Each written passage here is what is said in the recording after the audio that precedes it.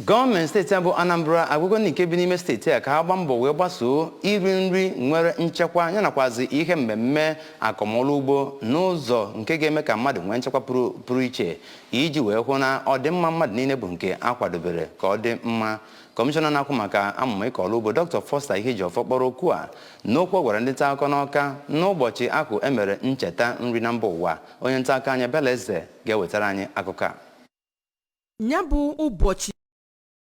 gbasara nri n'ụwa gbara gburugburu nke a na-emerube ka ọnwa nke iri dị na mkpụrụ abalị 16 bụ nke agbadoro ụkwụ na ya wee na-eme ka ụwa mata ihe gbasara ime ka ndị dị nyafụnyafụ ma bụrụkwazi alụ nke na-enye mmadụ ihe a chọrọ n'ahụ ya nke ejighọ mmiri mmụọ wee kọọ dịka oge ugbu a ihe sigasịrị ike na ncheta ihe gbasara nri nke afọ a nke gbadoro ụkwụ na nke ndị bekee kpọrọ Safe Food Today for Healthy Tomorrow bụ nke Anambra steeti gọọmenti gbadoro ụkwụ na ya wee nwee ike wee na-agbago n'ogo nke ha kpọrọ regenerative agriculture si na agaghị ejizi mmiri mmụọ wee kọọ akụmakụ na Anambra steeti ya kpatara ha ji wee gaa wee mepee nke a kpọrọ demo composting center bụ nke a ga-esi na ya wee zụọ ụmụ akụrụngwa niile dịgasị iche iche na-eme ka na nwee ihe a chọrọ n'ime ya. N'okwu ya ka Dr. Ihejiọfọ nọ wee kwuo na aka na-achị steeti abụ gọvanọ Chukwuma Soludo agro-economic transformation agenda nke gbadoro ụkwụ n'ime ka Anambra steeti si n'ihe ọkọpụta wee na-enwe ego dịka mba ụwa ndị ọzọ bụ nke esi na ya wee na-eme ya bụ ihe Dr. Michael Okpala nagoro mmụọ mere nke akpọ Michael Okpala Oil Palm Revolution tinyekwaziarụ isi na ihe gbasara akị bekee wee na-enwe ego na mba ụwa nakwazi ịkọ akwụkwọ nri na-ejighị mmiri mmụọ nke a ga-esi na ya bupụ na mba ofesi ma enwee ego ka ha si na-anọgoro na ya kesaa ihe karịrị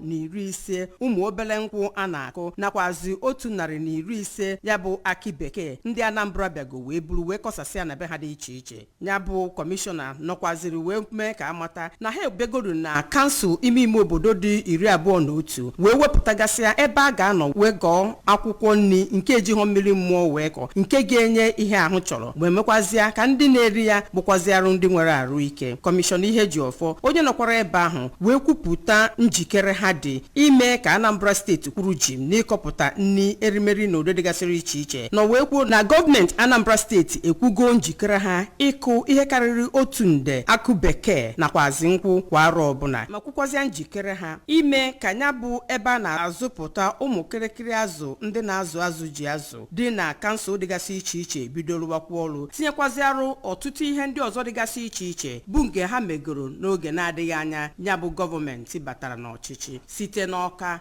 Ebele Eze n'aha ụlọ mgbasa ozi ABS.